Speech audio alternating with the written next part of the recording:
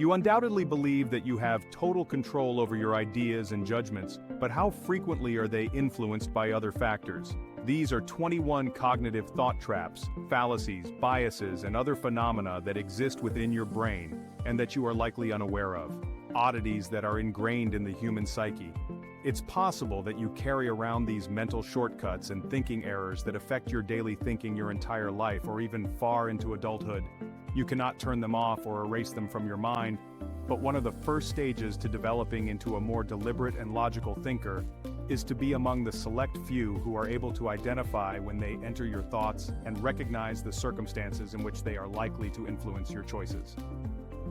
The remarkable book, Thinking Fast and Slow, by Nobel Prize-winning psychologist Daniel Kahneman, serves as the primary source of inspiration for this two-part series.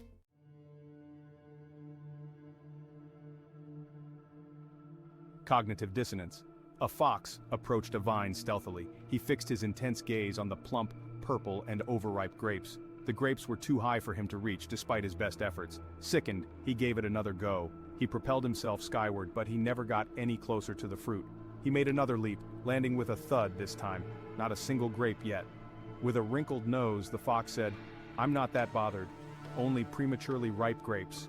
Why would I want the grapes to be sour?" He turned to return to the trees. This fable by Aesop is also the source of the name sour grapes. The fox had three options: reach the grapes, acknowledge that he lacked the intelligence or skill to do so, or reconstruct the events in retrospect. To put it another way, develop a new belief that contradicts the initial belief. Cognitive dissonance occurs when we select option 3, when we have two firmly held ideas that contradict one another. If you go to a job interview but the position goes to someone else, you persuade yourself that the interviewer was unjust, or that the job was bad anyhow, rather than thinking that the other candidate was superior. When people's desires are not met, people frequently tell themselves that it wasn't what they had in the first place. You desire to be wealthy even though you believe that all wealthy people are avaricious and wicked. This cognitive dissonance causes discomfort, tension, and worry. An increase in the degree of dissonance may cause depression. You must make a decision if you observe discord.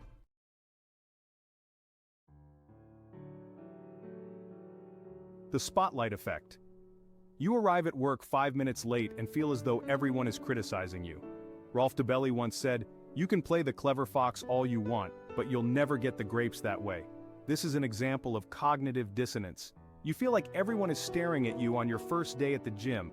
You fear everyone at the party will see that you spilt a tiny bit of sauce on your shirt, which makes you feel quite ashamed. The spotlight effect is the tendency for people to think that they are being observed more than actually happens. You should quit overestimating how much people are watching you, and lessen the worry that is likely just the spotlight effect because people are rarely as interested in you and your behavior as you believe.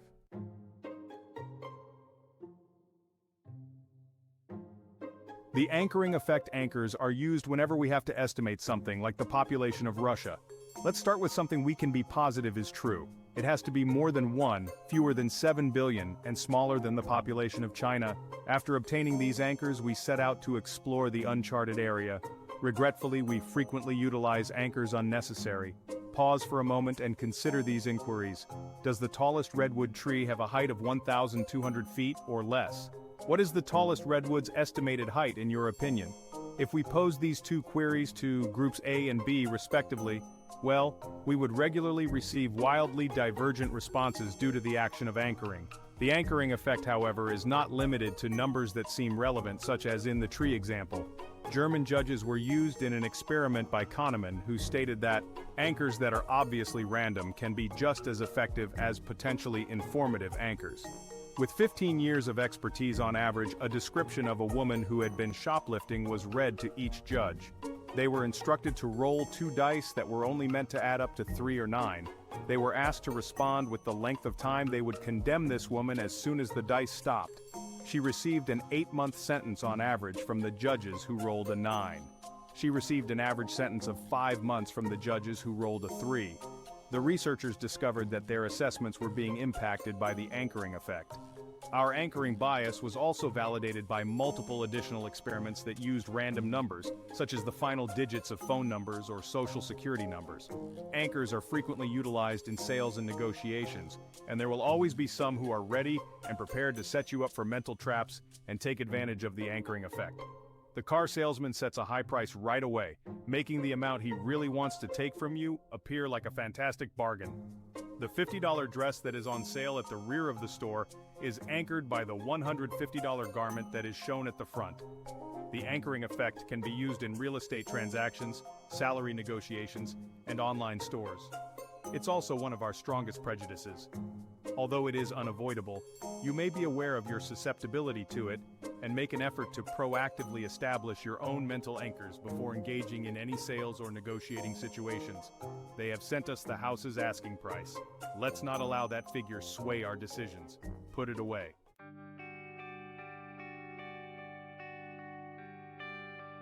The halo effect. Our goal in this negotiation is to move first and get them anchored to this number. Let's do our own research and get our own figure. What are your thoughts on Alan and Ben? Ben is envious, stubborn, critical, impulsive, hardworking, and bright, while Alan is intelligent, and impulsive. If you're like most people, you probably think better of Alan than of Ben, even if all of the qualities listed are identical. Sequence matters when it comes to the halo effect. The initial piece of information we are given is given more weight. This is because it enables us to immediately construct a mental narrative about the person or event. Yes, Alan is obstinate and jealous, but that's only because he's smart and driven to succeed in business. Yes, Ben is smart, but he makes envious use of his brains. This phenomenon known as the halo effect happens when one small feature of an object or person influences or outshines how we perceive the larger scene. When you initially begin dating someone, everyone in the partnership is doing appropriately. You begin to surround this person with an optimistic mental cloud. Little dislikable characteristics may start to emerge, but they frequently go unnoticed because of the halo, the favorable feelings and the background knowledge you have about this person that obscures any unpleasant aspects. The most significant influence of the halo effect on judgment usually occurs during the honeymoon phase of a relationship. The halo effect will skew all other characteristics we unsupportedly attach to someone who graduated from a prominent university. Renowned investor Bernie Madoff was the sweetheart of Wall Street. People also came to the conclusion that his organization must be reliable because of its stellar returns and stellar reputation. The halo outperformed the nonsensical figures and the underlying information that he was operating the largest Ponzi scheme in history. Numerous studies have demonstrated that those who are attractive are inherently seen as friendlier, more intellectual, and honest. In schools, the halo effect is also present. When a teacher assigns a high grade to one of a student's 2 essays and the student receives a low mark, the instructor is likely to inadvertently assign the second essay a lower grade and give the first essay more weight. In the workplace, the norm for most meetings is to have open discussions on a given topic. Daniel Kahneman, in his book Thinking Fast and Slow, contends that it is preferable to get everyone in the group to provide independent opinions on the subject before discussing it because, far too frequently, the first person to speak gets too much weight and influences the group's input, especially if the boss speaks first. It appears from current research that the proverb, "first impressions last," is accurate.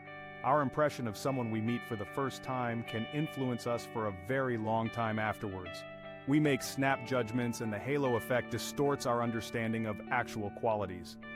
Try to go past someone or something's initial appearance and decorrelate mistake in order to counteract this.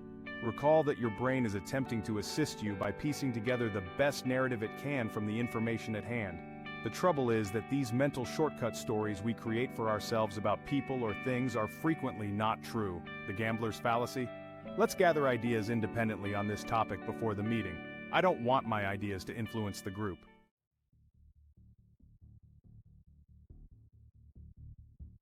Imagine that you are coerced into betting thousands of your own dollars on the upcoming toss by someone. What would you wager, heads or tails? Even if heads is equally likely, if your thinking is typical of most people, you will almost always select tails. However, why? We think that the universe is subject to some sort of balancing force. Most people would select the top sequence if asked to determine which is more likely. However, the likelihood of both sequences is same. In general, we undervalue the possibility that streaks are the result of chance. The gambler's fallacy leads us to conclude that there is a need for change. Nevertheless, there is no such thing as a balancing force. The ball cannot recall that it just landed on black, and the coin cannot recall that heads was flipped 3 times in a row.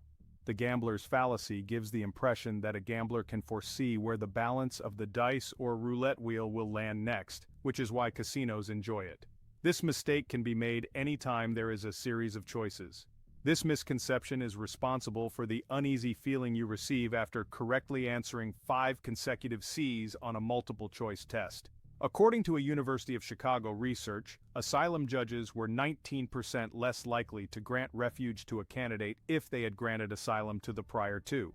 If the prior 2 applicants were denied, there was a higher chance that the current applicant would be denied. Conversely, if the prior 2 applications were accepted, there was a higher chance of rejection. Baseball umpires also showed similar results. Examine the independent and interconnected occurrences in your immediate environment more closely. Natural balancing forces have no effect on independent events.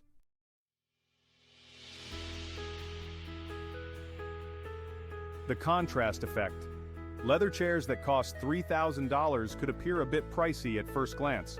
However, if you are purchasing a car for $80,000, the $3,000 leather seat option almost seems insignificant.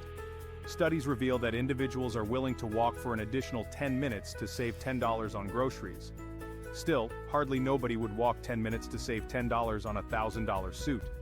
When anything is placed next to something unattractive, little, or inexpensive, it is simple to mistake it for being enormous, expensive, or handsome. Making absolute decisions might be challenging. The next time you go shopping, try to catch yourself and check if the contrast effect is influencing your choices.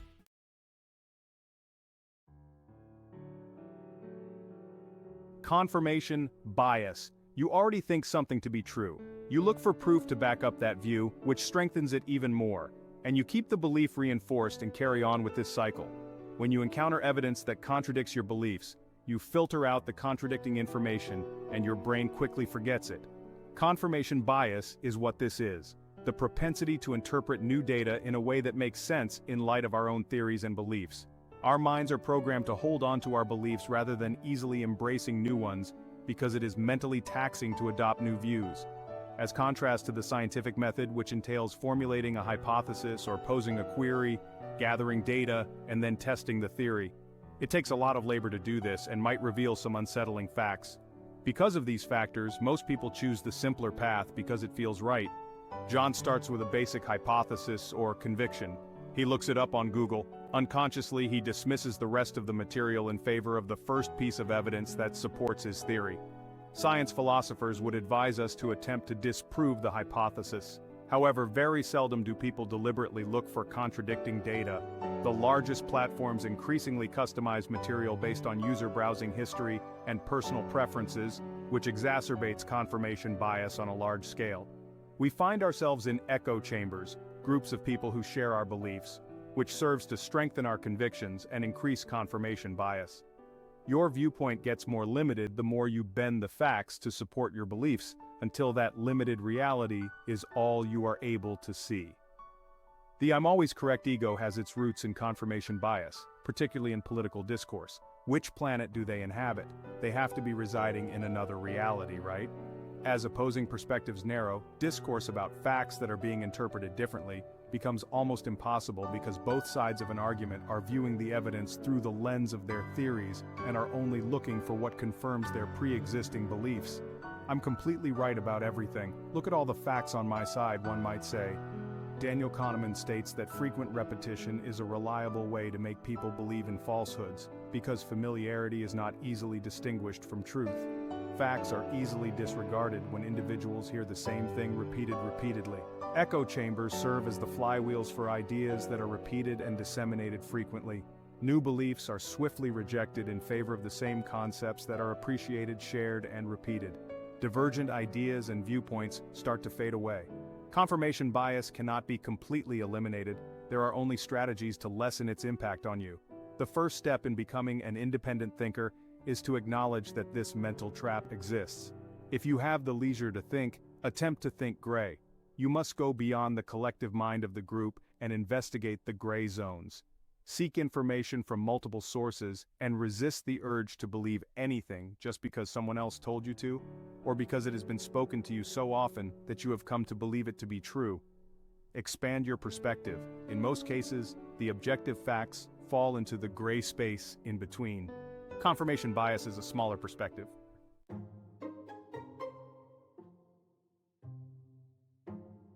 The Baader-Meinhof phenomenon. After purchasing a particular brand of car, you suddenly start seeing it everywhere, even though you didn't previously. When you pick up a new vocabulary or idea, it seems like it appears in every aspect of your life. Wow, this is weird. How is it possible I've never seen this word in my life and now I've seen it 3 times this week? Or, why am I seeing those new shoes everywhere I go now? They must be becoming so popular, are the first thoughts that come to mind. An illusion known as the Baader-Meinhof phenomenon states that there is a propensity to notice something more frequently after observing it once. It happens when something is more widely recognized, giving the impression that it is occurring more frequently. 2 additional biases compound this phenomenon. The recency effect, which emphasizes the significance of recent stimuli, and confirmation bias, which validates the odd coincidences you believe to be happening and then drives you to continue looking for evidence that these coincidences must have a deeper significance. Our brains are essentially expert pattern recognition devices that are always looking for significance in data. The astounding thing is how your brain ignores all the patterns and stimuli that bombard you every day because you are not aware of them. All we see is what we have trained our eyes to see. The likelihood is that you had seen the word or car several times. In actuality, your mind was just not interested in registering it.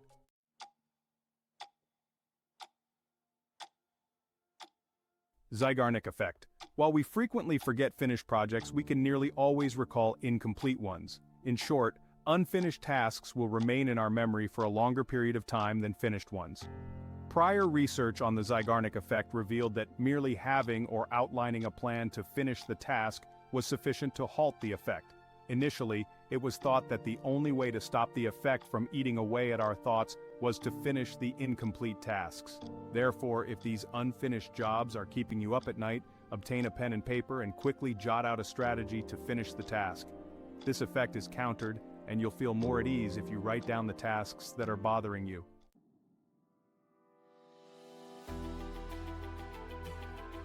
The paradox of choice. 2 trials were carried out in a supermarket. In the initial trial, 24 distinct varieties of jam were open for tasting and purchase at a reduced cost. In the subsequent trial, a mere 6 varieties of jam were offered for free tasting and purchase at a reduced cost. 3% of customers in the first experiment purchased jam. 30% of the shoppers who attended the second experiment purchased jam. The supermarket was able to sell 10 times as much jam even though initially more customers were drawn to greater variety.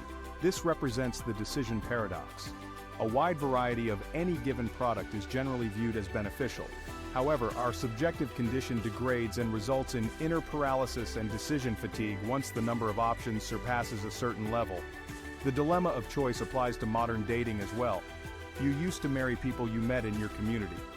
We have too many alternatives these days, and while you may think that having so many options would make it simpler to locate the right spouse, in reality, having less options allows you to make better selections. When presented with a limited number of options, people may readily assess the advantages and disadvantages of each and be quite content with their decision. Knowing which choice is better when presented with a multitude of possibilities gets more challenging. The greater the number of options, the greater the likelihood of experiencing regret. The more options available to you, the more compelled you are to compare. The appealing qualities of the alternatives make your final decision less satisfying. The opportunity costs of the alternative possibilities reduce our total happiness with our choice, even if we pick the best one. Those who have too many options frequently wind up making no decision at all and giving up on the project entirely.